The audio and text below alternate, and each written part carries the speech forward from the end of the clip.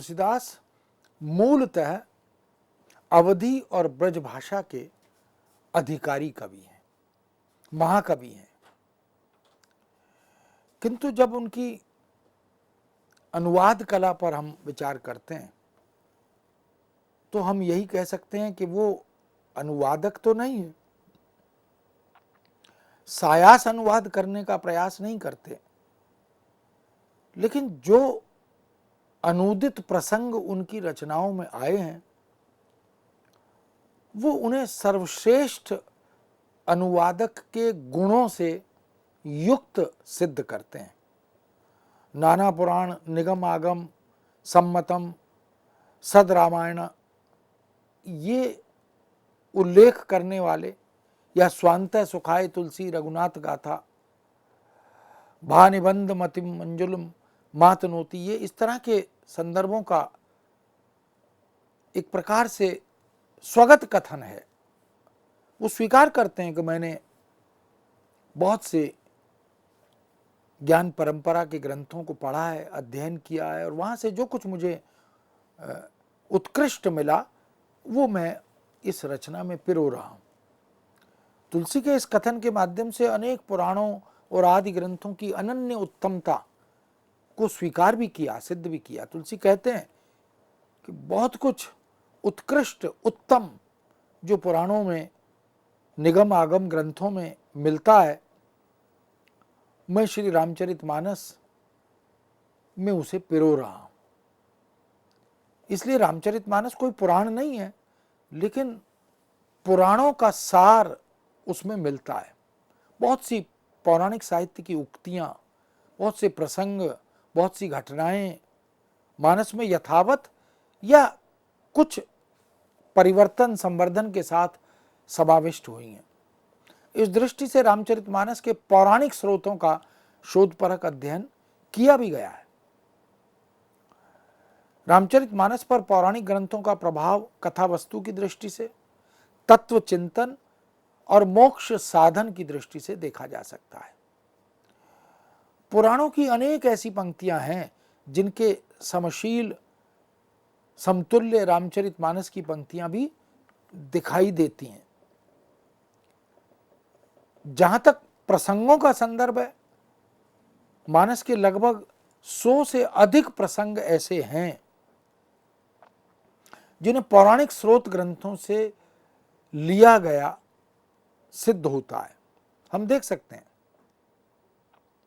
जैसे अगस्त ऋषि द्वारा समुद्र शोखण प्रसंग, रामचरितमानस में समुद्र पान प्रसंग है, और ब्रह्म पुराण, पद्म पुराण, स्कंद पुराण, ब्रह्म वैवर्त पुराण, इनमें भी इसका उल्लेख मिलता है। अहिल्या उद्धार प्रसंग मानस में विस्तार से तुलसी ने प्रस्तुत किया। ब्रह्म पुराण के अध्याय 87 में इसका उल्लेख मिलता है। पद्म पुराण में, अध्यात्म पुराण में भी इसकी चर्चा मिलती है। प्रहलाद प्रसंग मानस में मिलता है। विष्णु पुराण, मत्स्य पुराण, भागवत पुराण, इनमें भी इसका उल्लेख मिलता है। इसका मतलब तुलसीदास ने पुराणों का भी गहन गंभीर अध्ययन किया था और वहाँ से घटनाओं को, प्रसंगों को या संदर्भों को विधिवत लिया है, चुना है।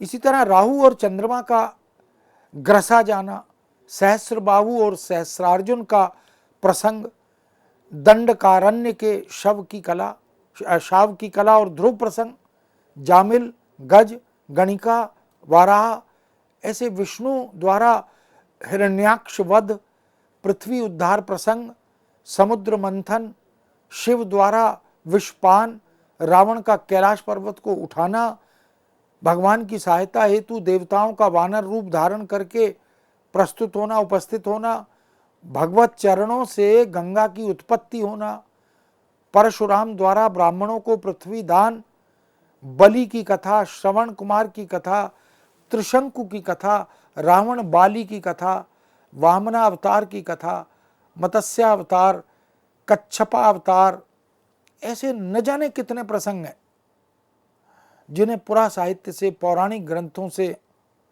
स्रोत के रूप में तुलसीदास ग्रहण करते हैं। इसलिए रामचरितमानस भारतीय ज्ञान परंपरा का आगार है, एक प्रकार से संग्रहालय है। हम मानस से स्रोत लेकर और पौराणिक साहित्य तक पहुंच सकते हैं कि कौन सी कथा किस पुराण से ली गई है। इसी तरह तुलसीदास ने पुराणों से बहुत से शब्द भी यथावत ले लिए, जैसे मूकम करोति वाचालम पंगुलंघ्यते गिरीय यत कृपा तमहम वंदे परमानंद माधवम। भविष्य पुराण से ये उल्लेख मिलता है। भविष्य पुराण का भी तुलसी ने गहन गंभीर अध्ययन किया है। मूकम होई वाचाल पंगु चढ़े गिरिवर। अब मानस में यथावत उसी तरह से जैसे भविष्य पुराण में दिया कि राम की कृपा, प्रभु की कृपा जिस पर होती है तो जो मूक है यानी गूंगा है वो भी बोलने लगता है, और जो पंगु है, लंगड़ा है, वो भी पर्वत लांघ जाता है। तो जा पर कृपा राम की होई ता पर कृपा करे सब कोई। इसलिए यत कृपा तमहम वंदे परमानंद माधवम, वही प्रसंग, वही प्रस्तुति, वही भाव, मूकम होई वाचाल पंगु चढ़े गिरिवर, मानस में भी तुलसीदास इसी का उल्लेख करते हैं। शिव पुराण में हिमशैल गुहा काच देखा परम शोभना यत समीपे सूर नंदी सदा बहति वेगतः तत्राश्रमी महदि व्यो नाना शोभ सन्वितम तपोअथ स यथो तत्रा नारदो दिव्य दर्शनम। अब ये शिव पुराण का प्रसंग तुलसी ने मानस में भी यथावत प्रस्तुत करने का प्रयत्न किया। हिमगिरी गुहा एक अति पावनी वह समीप सुरसरी सुवाहवनी, आश्रम परप पुनीत सुहावा देखी देव ऋषि मन अति भावा। देवता ऋषि मुनि जब उस आश्रम को देखते हैं जो पावन है, पुनीत है, जो हिमगिरी की गुफा के पास है और जिसके बिल्कुल निकट से सुरसरी यानी गंगा देव नदी सुहावनी प्रवाहित हो रही है, यथावत भाव को, उसके मर्म को तुलसी ने आत्मसात किया है। और भाव को आत्मसात करने, ग्रहण करने के बाद उसी तरह के भावों की अभिव्यक्ति की शब्दावली का चयन, सटीक सार्थक, ये कला भी अद्भुत है, विलक्षण है। राम करम परार्धते कृतवान क्षेपणम अध्यात्म रामायण कहुतिनी कहुतजी रोष राम अपराधु मानस में। और इसी तरह से ब्रह्म वैवर्त पुराण से संभावित कहूं अपजस लाहूं मरण कोटि सम दारुण दाहूं, चतुर्विधास्ता कथिता नार्यो देवी पतिव्रता शिव पुराण में है। जग पतिव्रता चार विधि अहि, मानस में भी इसी प्रकार का उल्लेख है। तो हम देख सकते हैं कि अनेक प्रकार के प्रसंग तुलसी ने पुरा साहित्य से, पौराणिक साहित्य से, वैदिक औपनिषदिक साहित्य से, नीति साहित्य से, संस्कृत के ग्रंथों से, वाल्मीकि से, उनसे ग्रहण किया है।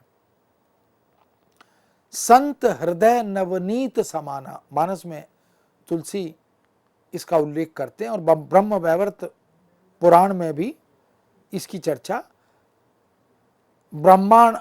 ब्राह्मणाम तु हृदयम कोमल नवनीतम, इसकी चर्चा वहां भी मिलती है। ऐसे कितने ही प्रसंग उद्धृत किए जा सकते हैं जिसमें आधार स्रोत सामग्री के शब्दों या पंक्तियों तक को यथावत लेकर अवधी भाषा में रूपांतरित तुलसीदास ने कर दिया है। यह एक ईश्वरीय कृपा और अनुकंपा है तुलसी पर कि वो बहुभाषाविद हैं वो साहित्य के मर्मज्ञ ज्ञाता हैं और उन्होंने अपनी संवेदनात्मक अनुभूति से किस तरह भावों और विचारों को ग्रहण किया है। अर्थ के स्तर पर भी तुलसी ने स्रोत सामग्री का भरपूर उपयोग किया है। ऐसे बहुत से प्रसंग हमें मिलते हैं जो शिव पुराण से हैं। गई समीप महेश तब हंसी पूछी कुशलात, कीनी परीक्षा कवन विधि, कहूं सत्य सब बात। मानस में बिल्कुल उसी तरह शिव पुराण से उठाकर तुलसी ने उसका अनुवाद कर दिया। शास्त्राधिकारे न स्त्रीणाम न ग्रंथा नाम च धारणे, भविष्य पुराण में इसका उल्लेख मिलता है। यद्यपि जोशिता नहीं अधिकारी, इसकी चर्चा तुलसी भी करते हैं। हनुमस्ते कृतम कार्य दैवेरपि सुदुष्करम, उपकारम न पश्चाति तब प्रत्युष कारिणी, अध्यात्म रामायण में ये उल्लेख मिलता है। रामचरितमानस में तुलसीदास लिखते हैं, सुन कपि तो ही समान उपकारी, नहीं को सुर नर मुनि तन उधारी। कि हे वानर, हनुमान के प्रति ये भाव व्यक्त करते हैं कि तेरे समान, तुम्हारे समान उपकारी, हित चाहने वाला, कल्याण करने वाला, हे वानर सुनो, सृष्टि में तीनों लोकों में तुम्हारे समान दूसरा कोई उपकारी ऐसा नहीं है।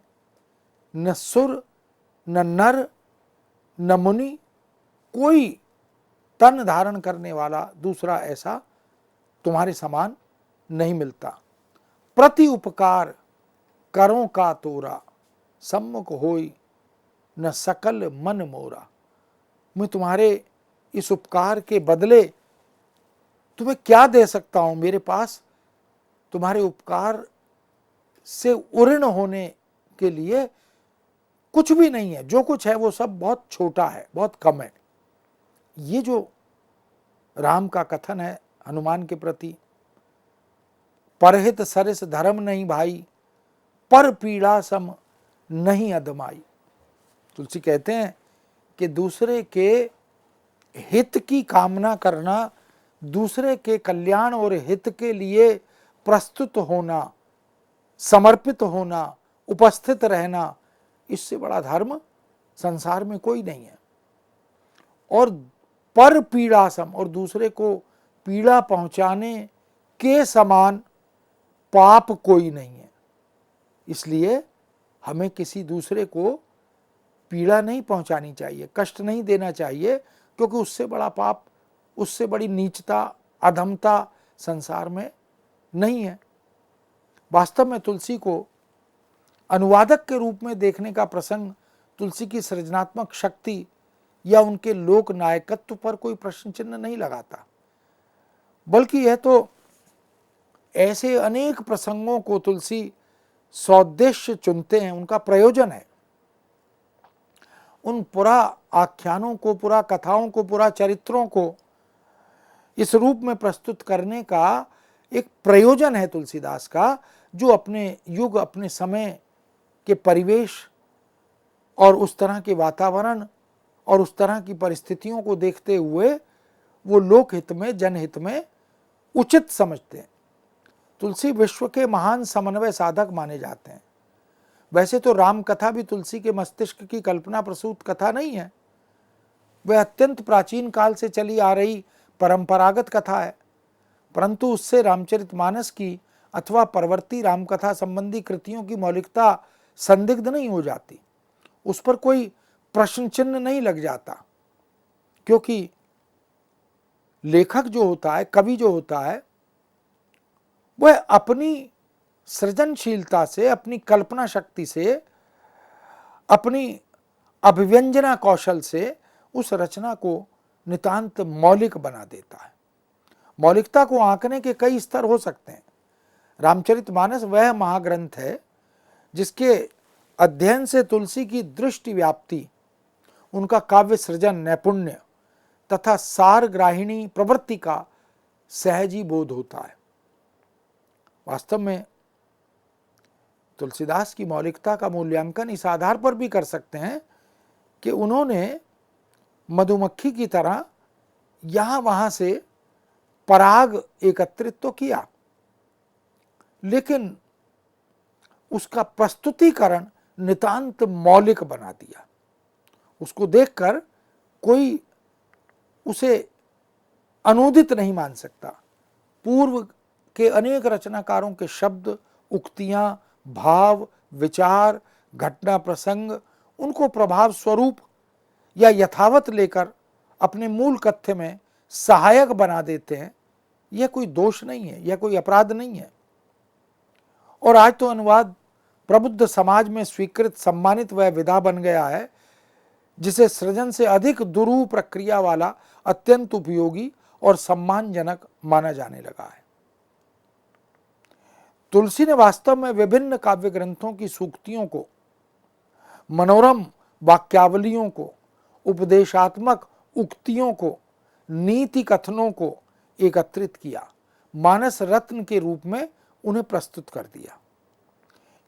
इन्हें कहीं वे भावानुवाद के रूप में, कहीं वो सारानुवाद के रूप में, कहीं कथा विस्तार के रूप में अपनाते हैं।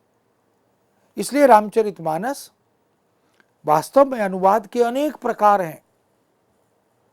शब्द प्रतिशब्द अनुवाद, व्याख्या अनुवाद, विस्तारा अनुवाद, लेकिन जो सर्वश्रेष्ठ प्रकार है वो भावानुवाद है, जिसको कंसेप्चुअल ट्रांसलेशन कहते हैं। तुलसीदास मूल घटना या कथा के संदर्भों को समझते हुए स्रोत सामग्री के भाव को ग्रहण करते हैं, आत्मसात करते हैं और अपेक्षा अनुसार उसका भावानुवाद करते हैं। इसीलिए रामचरितमानस अनूदित नहीं, मौलिक ग्रंथ माना जाता है और महाकाव्यात्मक ग्रंथ माना जाता है और विश्व के प्रतिष्ठित ग्रंथों में अग्रिम पंक्ति में उसे स्थान भी मिलता है। किसी जागरूक कवि के समन्वयात्मक संग्रह का उत्कृष्ट उदाहरण भी रामचरितमानस में देखा जा सकता है। कवि और आलोचक रामनरेश त्रिपाठी ने अपनी कृति तुलसी और उनका काव्य, जो बहुत महत्वपूर्ण शोध प्रबंध है, उसमें लिखा भी, खोजने से संस्कृत ग्रंथों में रामचरितमानस के बहुत से दोहों, सोरठों, छंदों और चौपाइयों के मूल भाव मिल जाएंगे। इसके बिना संस्कृत के 200 से अधिक ग्रंथों के श्लोकों को भी चुन चुनकर तुलसी ने उनका रूपांतर करके मानस में स्थापित किया, उपस्थित कराया। कहीं कहीं एक चौपाई के भाव किसी दूसरे पुराण के हैं और ऐसे स्थानों पर तो तुलसीदास के मस्तिष्क की महिमा देखते ही बनती है।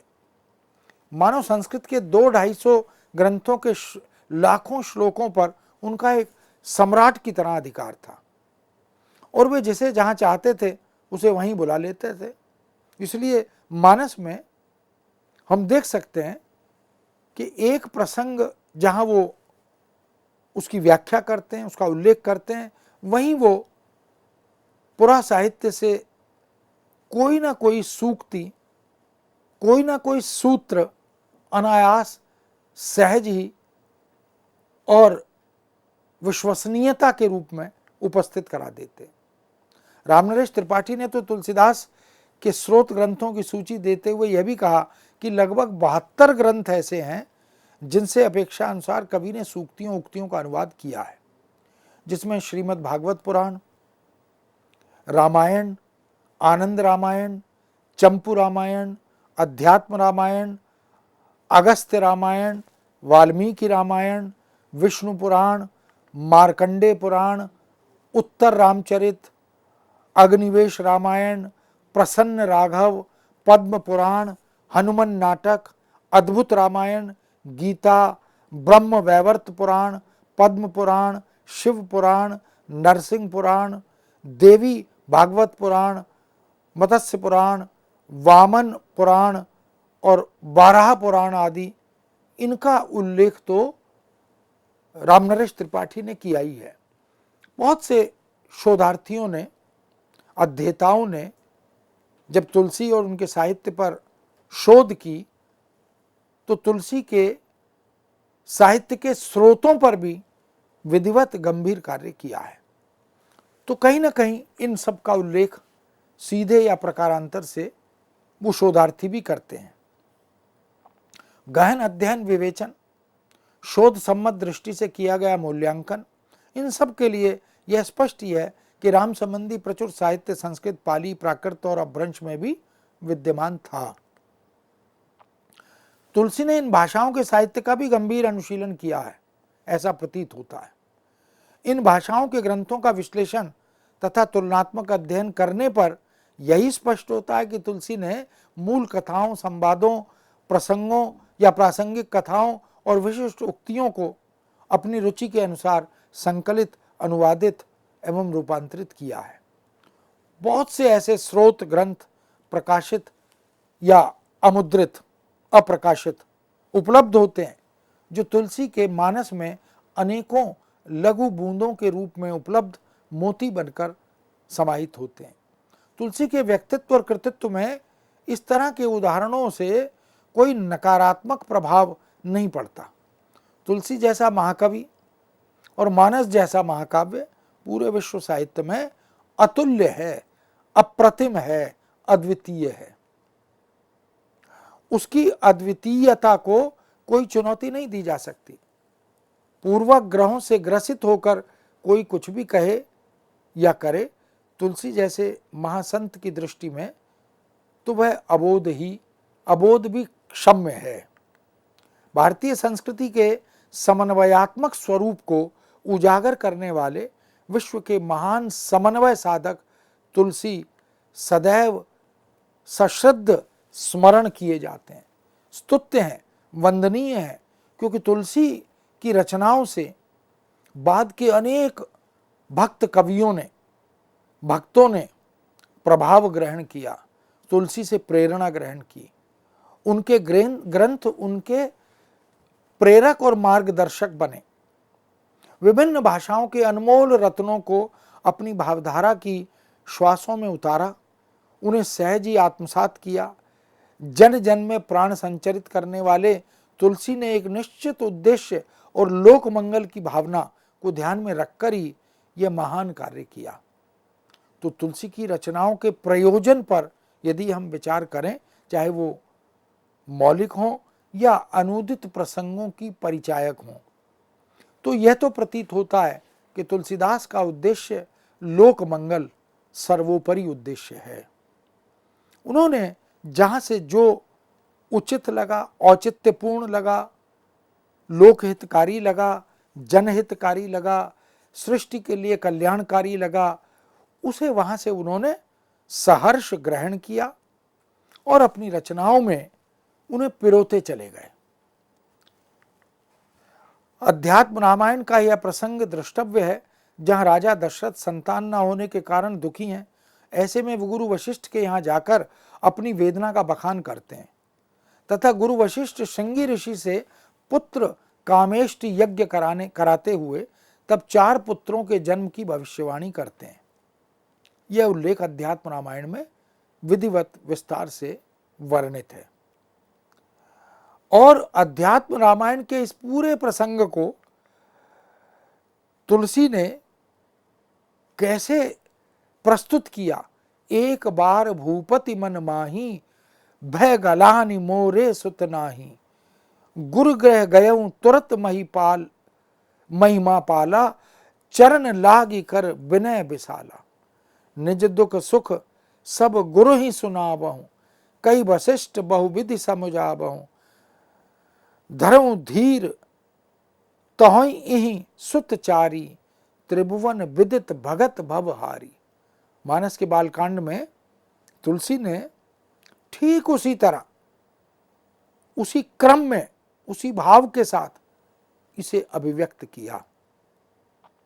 पुत्रेष्टि यज्ञ की अग्नि में से अग्निदेव के प्रकट होना, पायस प्रदान करने का उल्लेख नरसिंह पुराण में विस्तार से दिया गया। अध्यात्म रामायण में, उसके बालकांड में, आनंद रामायण में लगभग जिस तरह से प्रस्तुत किया गया, उसी तरह राम जन्म निधि का उल्लेख करते हुए तुलसी ने मधुमास शुक्ल पक्ष नवमी तिथि अभिजित नक्षत्र में राम के जन्म होने का वर्णन किया है, जो कि अध्यात्म रामायण, वाल्मीकि रामायण और पद्म पुराण में भी यथावत वर्णित है। मधुमासे सिते पक्षे नव्याम कर्कटे शुभे, इस तरह का उल्लेख वहां भी मिलता है। तमो यज्ञ समाप्ते तु एतु नाम षट समत्यु, वाल्मीकि रामायण में भी इसका उल्लेख मिलता है। रामचरितमानस में तुलसीदास लिखते हैं, नौमी तिथि मधुमास पुनीता सकुल पच्च भिति हरि प्रीता। इस तरह राम जन्म के अवसर पर हुई लौकिक लीलाएं, राम की बाल लीलाएं, विश्वामित्र, यज्ञ रक्षा, ताड़कावध, अहिल्या उद्धार, सीताराम का पूर्व अनुराग, धनुर्भंग, परशुराम आगमन, राम आदि भाइयों के विवाह आदि प्रसंगों में, इन सब में ये पुरा साहित्य से ली गई सामग्री का प्रभाव अनुवाद रूप में दिखाई देता है। एक स्थल पर तो महावीर चरित का प्रभाव भी मानस में स्पष्ट दिखाई देता है, जहां तुलसीदास लिखते हैं, प्रचंड एव पिंडता भुगपत अश्व वीरो रस है। रामचरितमानस में परशुराम आगमन प्रसंग, धरिमुनि तनु अनुबीर रस शायहु जह सब भूप। और धनुर्भंग प्रसंग में रामचरितमानस का आधार स्रोत देखिए, हनुमान नाटक, वहां से भी तुलसी ने पृथ्वी स्थिरा भव भुजंगम घारण्यम, ये इसका हनुमान नाटक में जिस तरह का उल्लेख है, दिस कुंज रहूं कमठ अहि कोला, धरई धरन धरी धीर न डोला, राम चयऊं शंकर धनु तोरा, होयूं सजग सुनी आयुष मोरा। बालकांड में इसका उल्लेख है।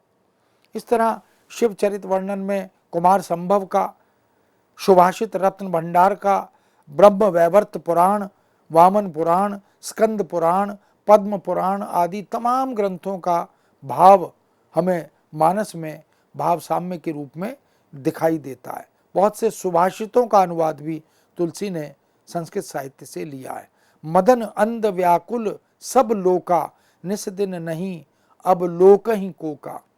राम अवतार के कारण ही जुड़ी जय विजय की कथा, नारद शाप कथा, स्वयंभू मनु और शतरूपा कथा, प्रताप भानु की कथा, जलंधर दैत्य की कथा, पद्म पुराण, स्कंद पुराण, शिव पुराण, आनंद रामायण, पौराणिक ग्रंथ आदि सबसे ली गई है।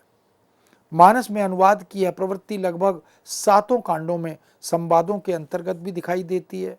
विशेष रूप से परशुराम राम लक्ष्मण संवाद, विश्वामित्र दशरथ संवाद, अंगद रावण संवाद, पार्वती सप्तऋषि संवाद, शंकर सुर संवाद आदि में इस प्रभाव को देख सकते हैं। मानस के अनेक प्रसंगों में तुलसी की अनुवादक रूप पूर्णतः जागरूक रहा है। शिव पार्वती विवाह का प्रसंग हो, सीताराम विवाह, संतानोदय प्रसंग, यश और तपस्या वर्णन, रूप चित्रण, इन सब में तुलसी ने पूर्व ग्रंथों के स्रोत लिए हैं। राम सीय सुंदर प्रतिछाही, जग मगाति मनि खम्बन माही, मनहु मदन रति धरि बहु रूपा, देखत राम विवाह पुनीता। इस तरह मित्रों हम देख सकते हैं कि देश वर्णन हो, वातावरण का चित्रण हो, आध्यात्मिक सिद्धांतों की विवेचना हो, सब में तुलसी ने विधिवत भाव को केंद्र में रखते हुए सुंदर अनुवाद किए हैं। और ये अनुवाद सायास सचेष्ट अनुवाद नहीं है, यह स्रोतों से ग्रहण किए गए प्रभावों का एक प्रकार से परिणाम है। कह सकते हैं कि मानस ने वर्ण वस्तु ही नहीं, वर्ण शैली भी स्रोत ग्रंथों से ग्रहण की है।